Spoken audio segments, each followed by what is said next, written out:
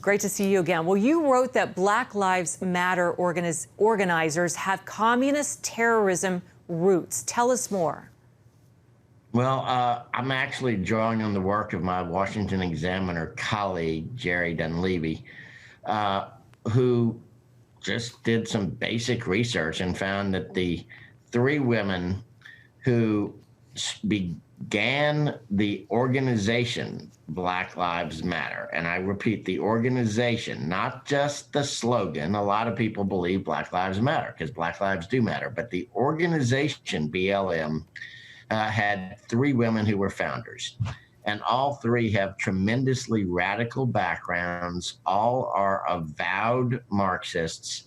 And a couple of them list as their mentors and as their financial backers people with openly communist affiliations and with terrorist backgrounds themselves. And this isn't just sort of guilt by association. This is somebody, one of the Black Lives Matters founders, actively, repeatedly saying, this lady is my mentor. She taught me basically everything that I know. And you look at who the lady is that she's referring to, and she's been arrested for terrorist acts. One of the people that is listed as a mentor is on the FBI's most wanted list, and so on and so forth. It is absolutely radical, countercultural, Marxist, and terrorist, and these are the inspirations for the people that run this organization. Quinn, what does this tell us about the motives behind the group? What's their ultimate goal? Their ultimate goal is cultural revolution, and it's left-wing Marxist revolution at that. It is to completely upend the society, upend the capitalist system entirely, to institute a radical redistribution, not just of wealth, but of all sorts of things, of power, et cetera, and to create their openly Marxist or communist society. That's what they are. That's what they say they want to do. Is there evidence of coordination behind these nationwide protests that we're seeing? Well, the evidence is that so many times in report after report after report, when people are arrested at these protests that turn into violent riots, that when they actually look at who the people are that were arrested, meaning the people that the cops caught being the most violent, they tend to be from out of town. So if it's a Kenosha, Wisconsin riot, these might be people from Seattle or from Portland or from Des Moines, Iowa, or whatever, but they're people that are bussed in.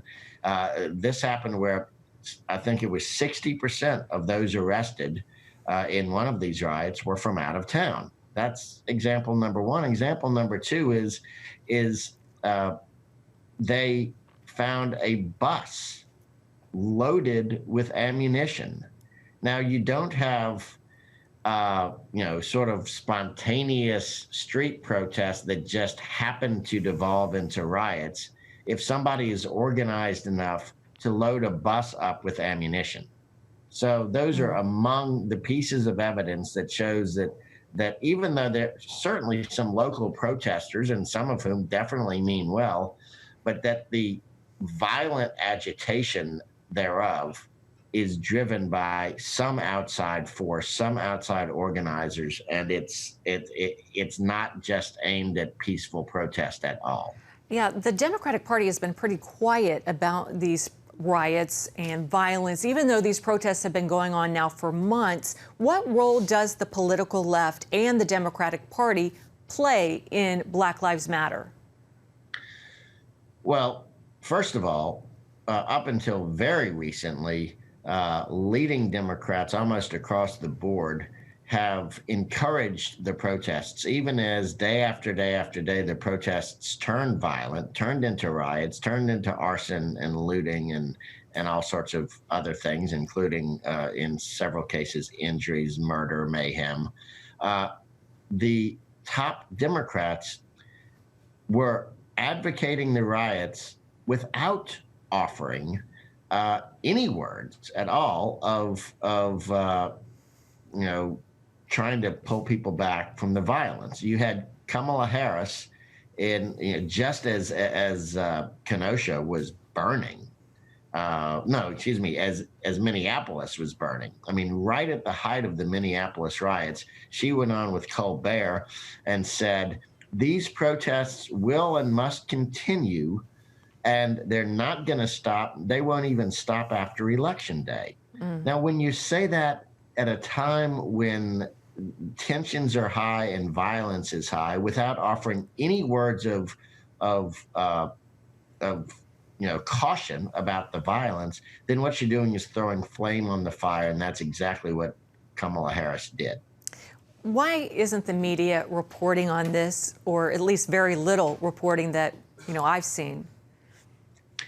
Well, because the establishment media, the big daily papers, New York Times, Washington Post, et cetera, the big news organizations, especially the sort of coastal elites, most of their reporters tend to agree with the goals of the protesters and, frankly, tend not to be terribly exercised if there's a little looting and a little graffiti going on, et cetera, that, you got to break some eggs to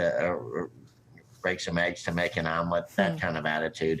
That's their attitude. And so they can't really raise themselves to doing their job as journalists, which is to report on all of this, to investigate where the impetus for the violence is coming from. They just want to turn away and pretend, as we have heard again and again, that these are, quote, mostly peaceful protests. Well, it can't be mostly peaceful if night after night there are fires set and cops getting injured.